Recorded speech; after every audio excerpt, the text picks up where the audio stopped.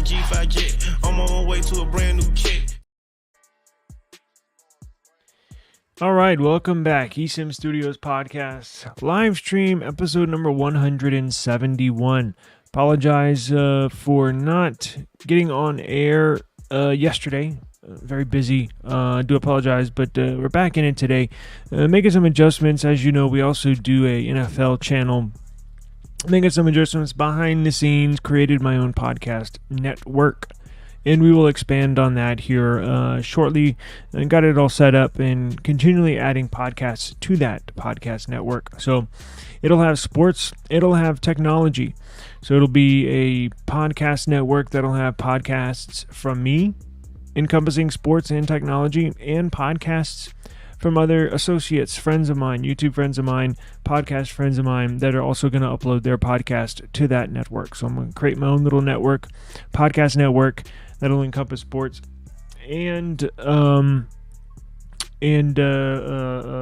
technology. Apologize. So I wanted to get into, and we're going to reduce the times of these a little bit, just because I think it's better listening, not prolonged, should not go over an hour. Try to keep them 20 minutes, 30 minutes, short, quick, easy to upload, easy to listen to.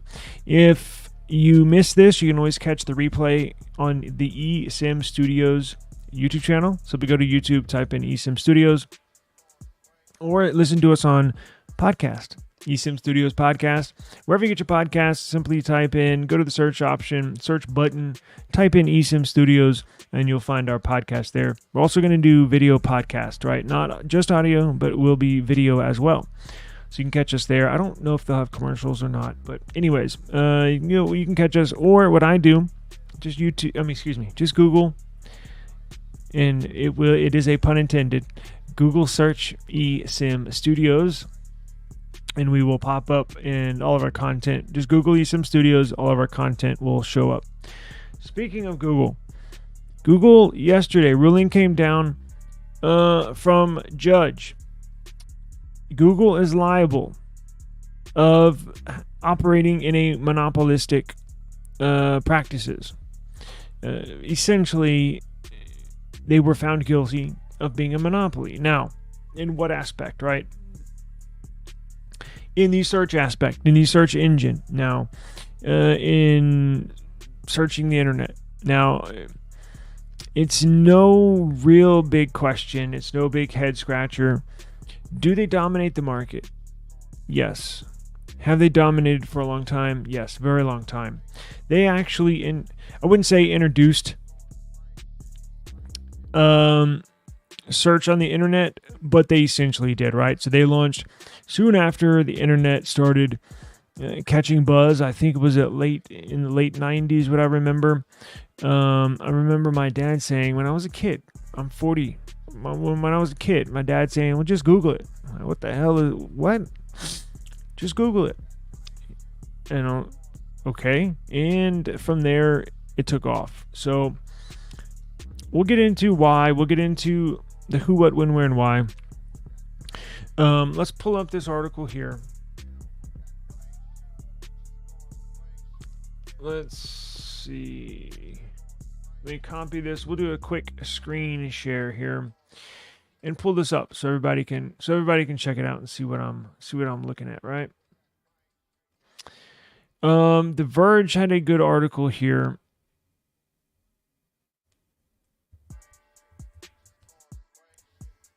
And let me pull up this other one. We'll get into what it means and what can they do from here, right? All right, so let me share the screen.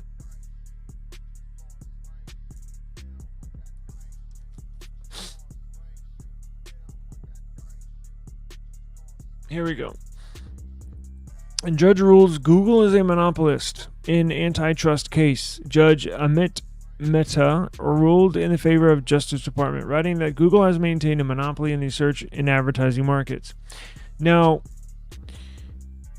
before we get into the details, I try to keep my opinions not necessarily to a minimum, but try to keep my opinions fair. Obviously, and try to keep it along. I try not to be biased, right? Like, regardless if I like a company, regardless if I like their products, regardless if I use them or not, I try to throw common sense into any judgment that I put out there in the public, as fair as possible.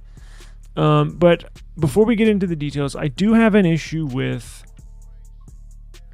the whole monopoly thing. I do run my own business, and it's almost like it's a catch-22, right?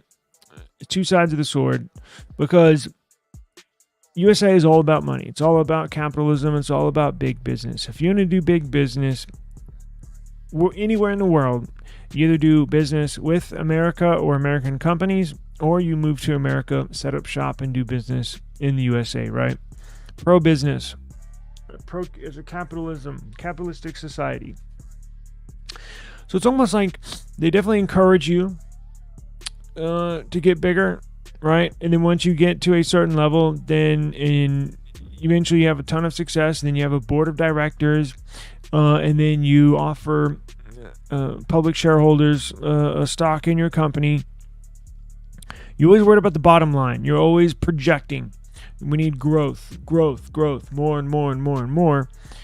But then it's like when you get to a certain size, now I know this is rare and only affects literally 0.0001% of companies in the United States.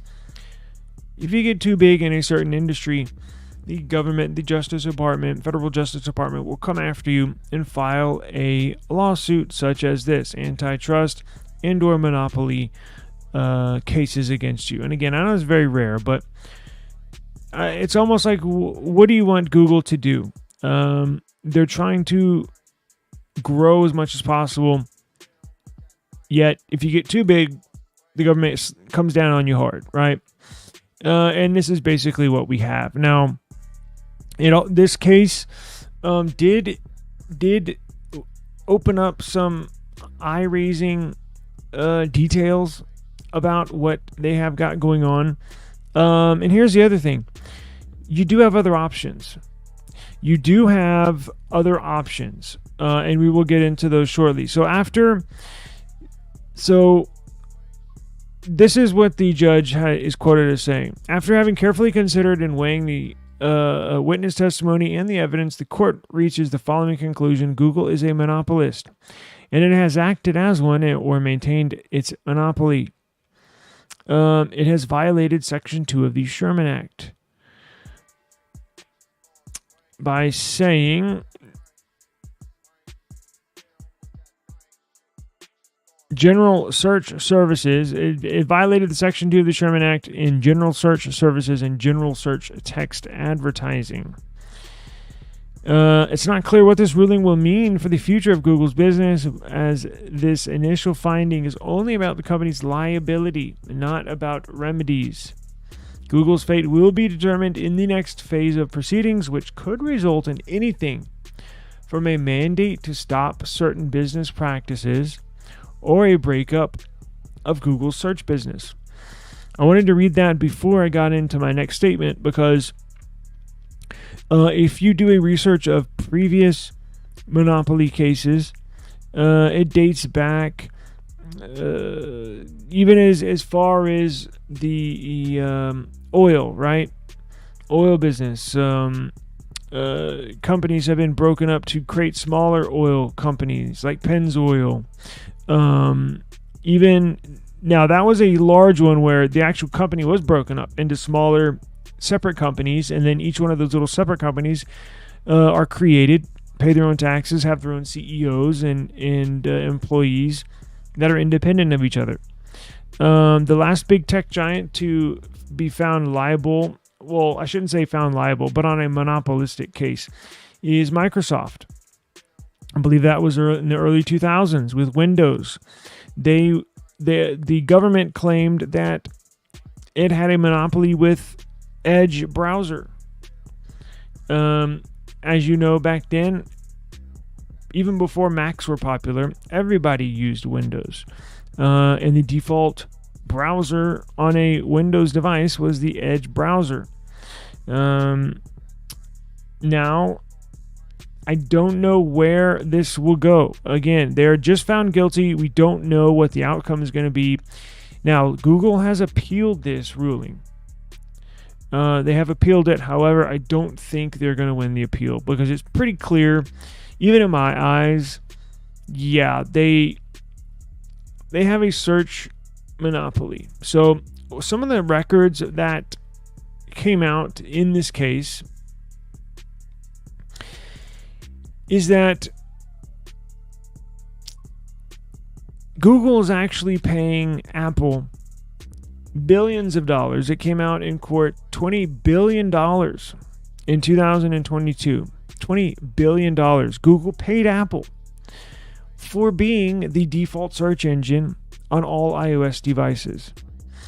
Now, if you've listened to our podcast, and when this first came, when the United States government first filed suit against Google, we brought this forward, and I presented the news and basically said that's going to be the major issue. We knew Google did pay Apple to be the default search engine on all iOS devices. And you know how many iPhones they sell each year? What was it? 286 million iPhones, I believe it was. We looked up the other day, worldwide. So every device that gets sold, Google was the default search engine. Now you can go in when you get an iPhone, you can, or an iOS device. Shit, even a Google, even my Samsung, it defaults to Google. However, you can go in the settings and change it to Samsung browser or whatever you want to do. Same thing with iOS. You can change it. However, 99% of people that get a Samsung and or an iPhone or any mobile device does not change it. 99% of people just get a phone and start using it.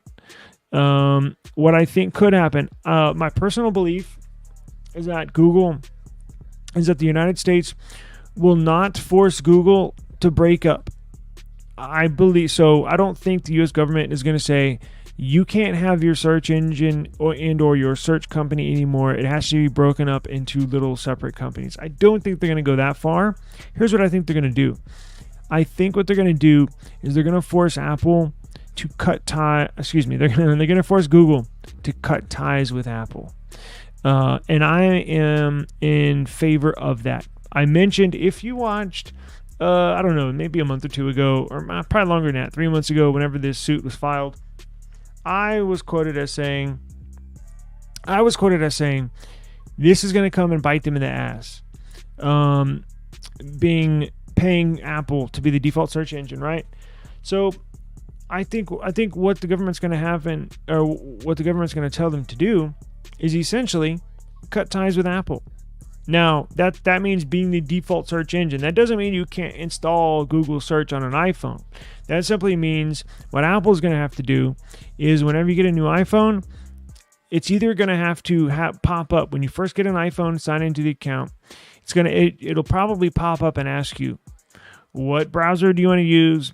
And then you select. What search engine do you want to use? And you select. I think it's going to be user option based instead of default based.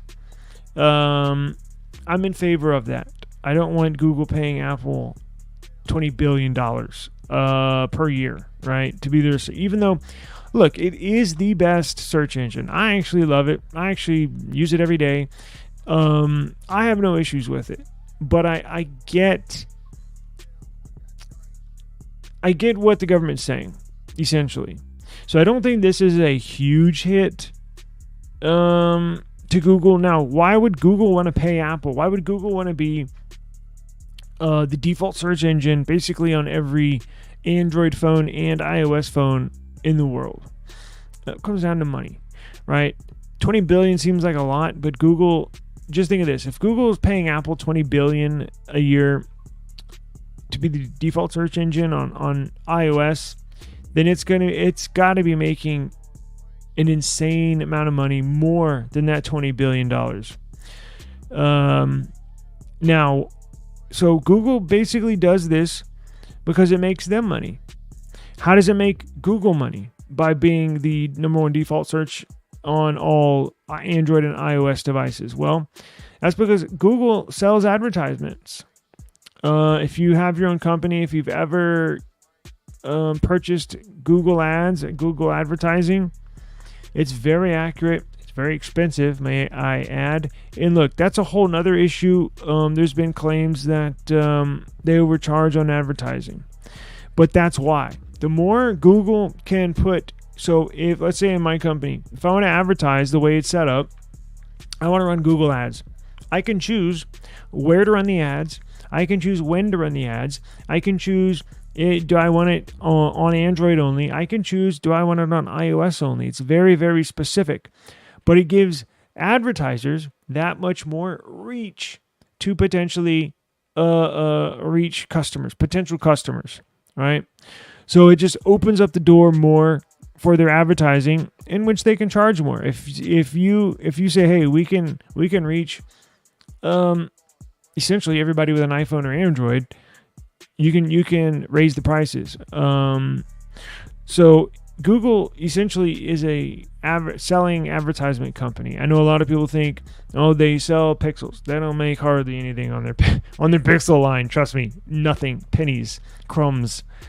If they drop the Pixel line, if they dropped all their hardware, right? If they stop selling Pixels, if they stop selling these little Chromecasts or anything, earbuds or watches, they'd be fine, right? They're just doing this to try to get in another market as far as hardware. Google's a software company, right? Apple's a hardware company. Now, I know they have iOS and everything, but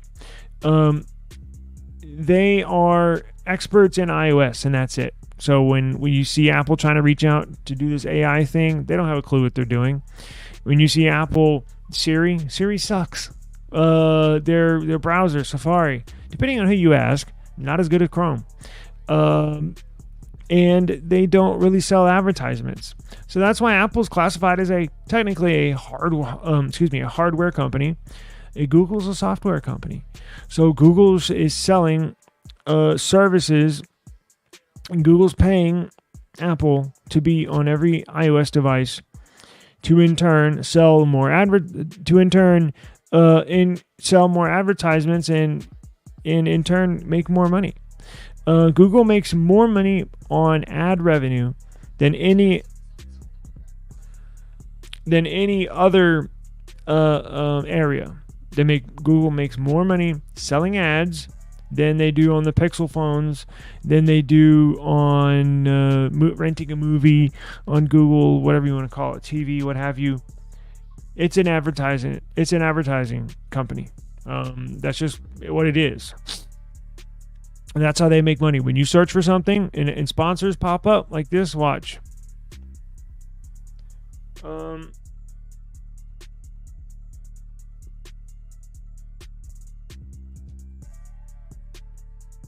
If you type in a random search, right? Best custom hats, right? I want to make custom hat, right? Look what pops up. Sponsored. All this is paid for.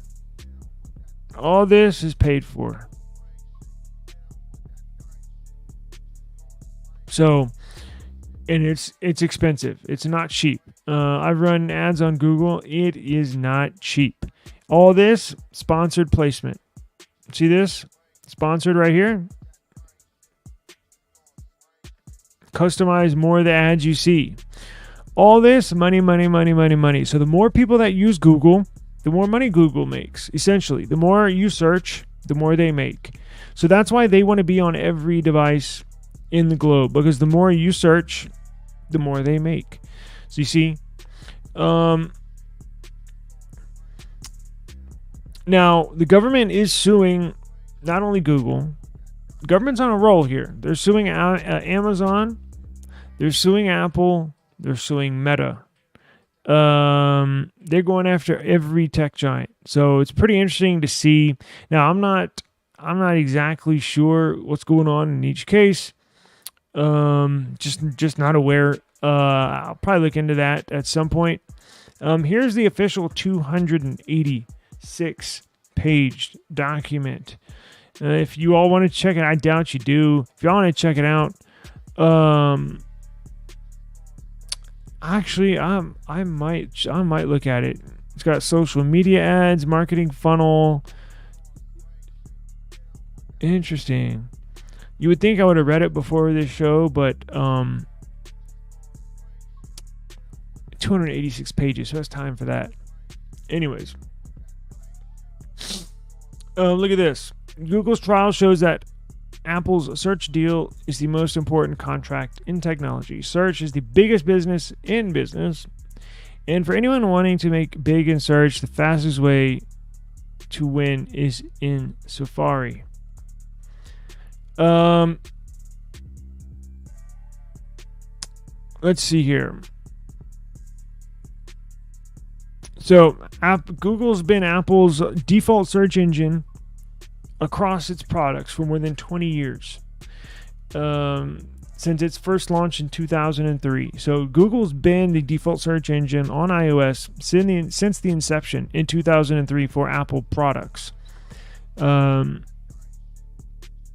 They pay Apple more than $10 billion a year to remain the default. However, where was that $20 billion I saw? I think it doubled. So in 2020, Google paid Apple $10 billion. And then in just 2 years' time, their revenue increased so much. It doubled to $20 billion in 2022. They had the CEO of DuckDuckGo, testify against Apple, basically hating on Google. But look, DuckDuckGo is there. Bing is there. Yahoo is there. So that's the thing. Like, I see how the government can claim this is a monopoly, and honestly, I guess it is. But there's other options out there. Like, you don't have to use Google. But on the other hand, like I said, 99% of people that get an iPhone, they get an Android, just for whatever reason, whether they don't know how to change the default engine or they just don't care. But 99% of people just use with what comes on the device. And maybe that goes into play with a ruling. But you can change the default search engine, and it only takes a couple seconds.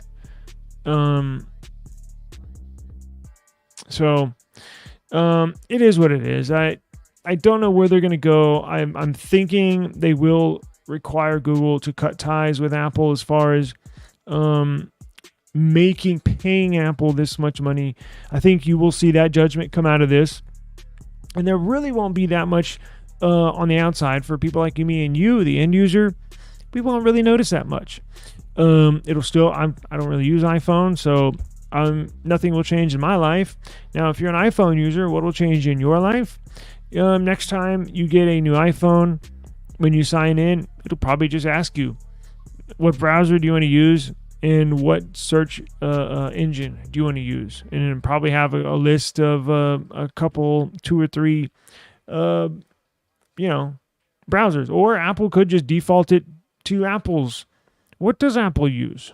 Does Apple have a search? Does it use Safari has its own search engine?